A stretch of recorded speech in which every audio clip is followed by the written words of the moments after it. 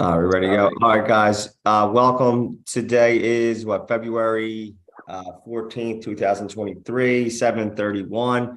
Hope everybody's having a good Valentine's Day after a very tough Sunday. So I know, Brood, you said you don't have too much on the agenda today, so you might as well take it.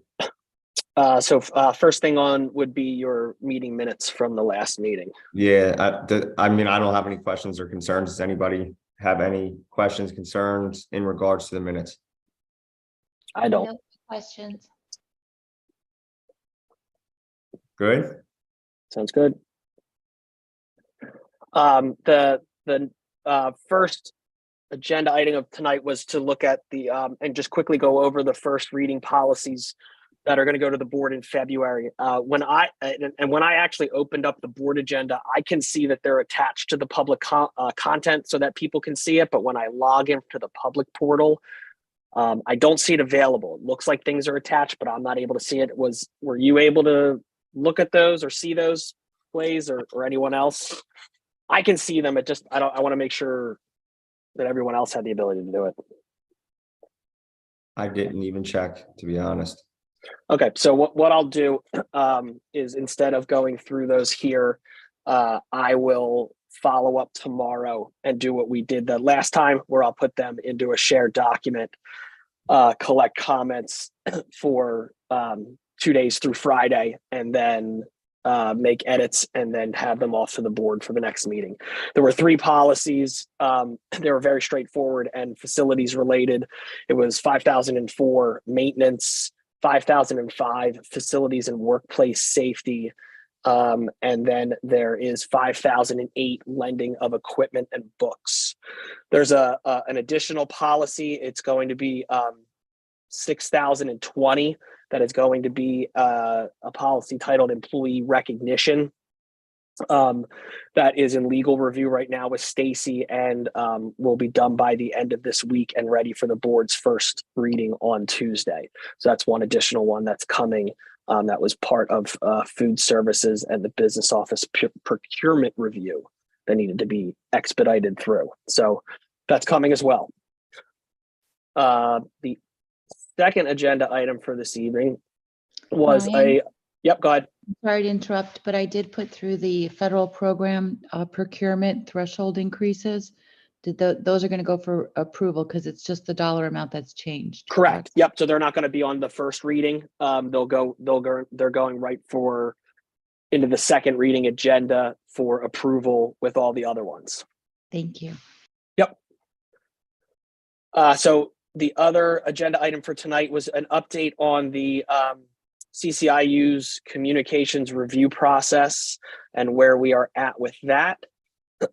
So they came to our last strategic planning committee meeting, and prior to that, they had met with the school administration and principals and directors. And the administration and directors went through the same exercise that was done here back in January with the strategic planning committee, to start to develop the ideals for their review process. And if you remember, they asked us 4 different questions. What do you want our audiences to know about Avon Grove Charter School? What do you want our audiences to think and feel? What do you want our audiences to do? And then what do you want to see based on positive interactions with our audiences and our stakeholders? So after taking copious notes and going back and forth, they came up with 4 different ideal statements under each of those umbrellas. So if you look at the knowledge, excuse me, if you look at the knowledge section, the 4 ideals or themes that were shared between all the groups were that all stakeholders know and understand what a charter school is and what it is not, and what we can contribute to the community. That AGCS is a student-focused student-focused family where staff genuinely care about each and every student and build relationships. That AGCS's focus on the whole child enables children to build character and flourish academically as individuals, making them successful. and that staff are appreciated, respected, and valued with an unmatched level of support. So those were themes that came out from both our group and then the administration and directors. Anything that you think was not captured, does not speak to what we would want our audiences or stakeholders, prospective families, community members to know about AGCS, if we had to sort of boil it down to 4 things?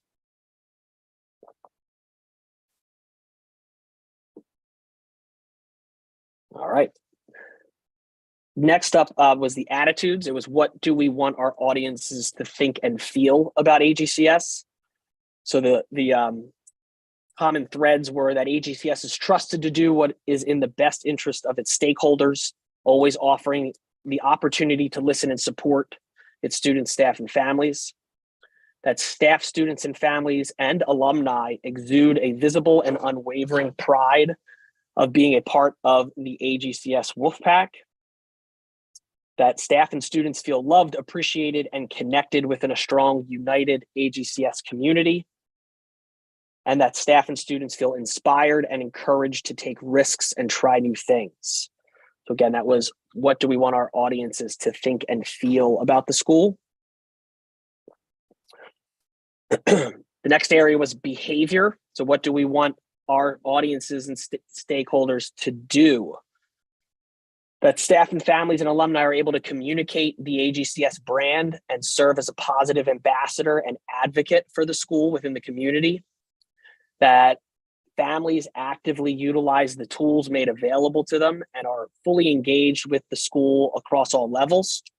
And that stakeholders actively support the future of AGCS financially. So again, what do we want? What do they want? What do we want students, parents, family, and alumni to do? And then what were the outcomes? This was the 4th and final section, and it was shifts that we want to see based on our positive communication, our positive interaction with various stakeholders within and outside of the organization. And they were that we maintain a positive reputation and a consistent level of interest, both in enrollment as well as employment. That AGCS experiences higher levels of staff and student retention. And aligned with the mission and vision, AGCS continues to evolve and strengthen its path forward, able to sustain its direction beyond the tenure of current leadership. So making sure that we continue on the path that we are on. Does anybody have any questions, comments, things that you feel was worded well and hit sort of what we talked about last month on the head, things that you felt passionate about that maybe wasn't captured, that I can bring back to the IU team as, again, these are sort of the things then that are going to shape the rest of their review process as well as recommendations moving forward for the school. Brian, I have one little semantic thing on the very last one of them, the outcomes. Attitudes, no, outcomes, yes, outcomes. Maybe a little bit of semantics, but I think number 2, how it says AGCS experiences higher levels. I feel like that makes it sound like we don't have high levels of staff and student retention at the time. Okay. I can see that. I'm writing that down. Okay. Got it. I'll do some wordsmithing. I see what you mean though. Brian, just to kind of follow up on that, maybe attracting, because that's what we're looking to do. We're trying to bring them into our community versus other positions that may be offered at the district. So attracting a qualified, highly qualified would be important. I'm not sure how you'd put it in there, but that's just my thought. Okay. And speaking specifically to staff. Yes. Donna, is that the, okay? Yeah, for staff. Okay.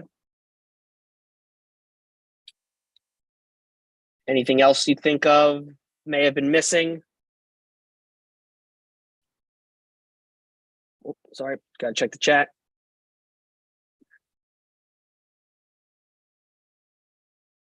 I see Miss Leonard's attract, prepare, and retain. I'm just stealing PDE's things. I'm half joking and half serious.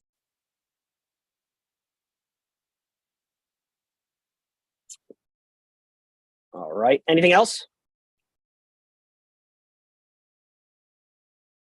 All right. So next up, and so the next part of the IU's process is that they are going to now start to conduct additional, excuse me, additional focus groups with these groups here listed on your screen. I'm going to be sending out RSVP letters with registration opportunities to these groups. It'll go out to our support staff, our teachers, our administrators.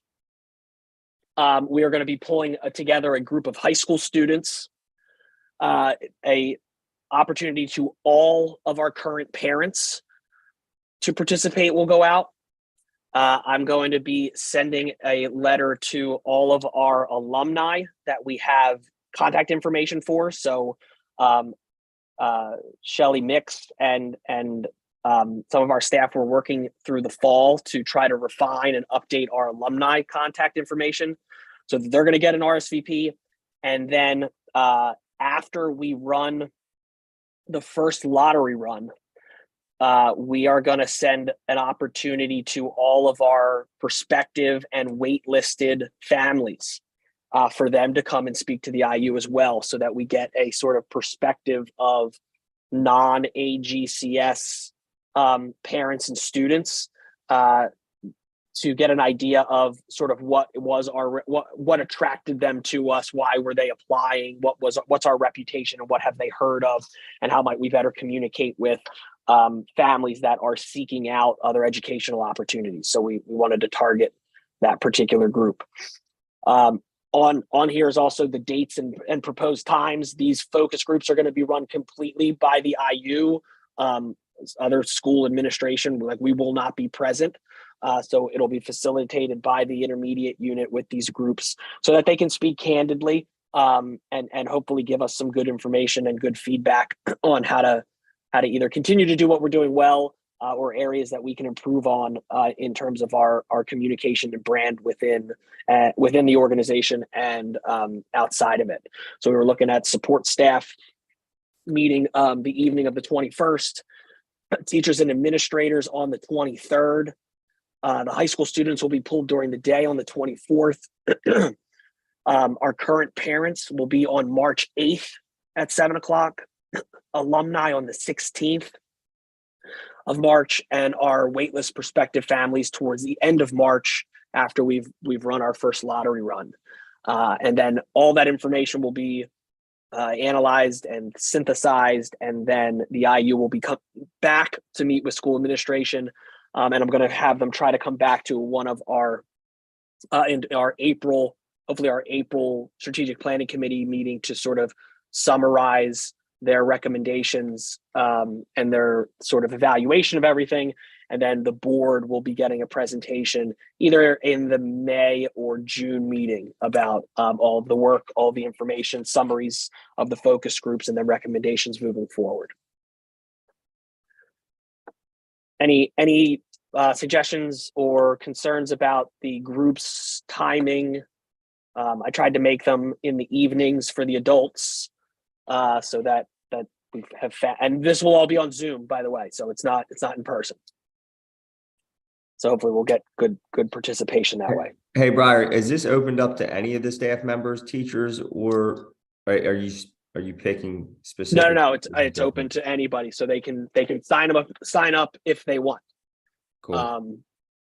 But we split it, support staff and teachers. That teachers will be special education teachers, anybody with like a teaching role. Support staff will be office, facilities, like anybody in a support role is able to go to that group. All right. Those are the only two things I had this evening. I wanted to just loop back from last month and share what the IU sent me regarding the ideal statements that's going to guide their work, as well as give an update and share about the RSVPs that all of these groups are going to be starting to get over the next couple days. The support staff, the teachers, the administrators, and the current parents and the alumni will all be going out probably tomorrow or the next day. The waitlist prospective families will probably wait until that first week of March once we run the lottery, so that we have a little bit more in the pool. Hey, Brian. Yep. You don't care if it's one of us from this group that participates in the teachers part, do you? No, you can go and participate. I believe it's a different conversation than what we had here. Okay. So I think it's different and more open-ended. They're going to ask, they split these roles this way because they're going to ask you to share your perspective, like as a teacher, as a parent, on certain items, not just do the what do we want, what behavior do we want. It's going to be a different activity. Okay, and just yes, but you're all free to sign up for whatever group if you would like to participate based on your role within the school, or if you're a parent, you can absolutely sign up for the current parent ones too. And there's also alumni that are also teachers here too.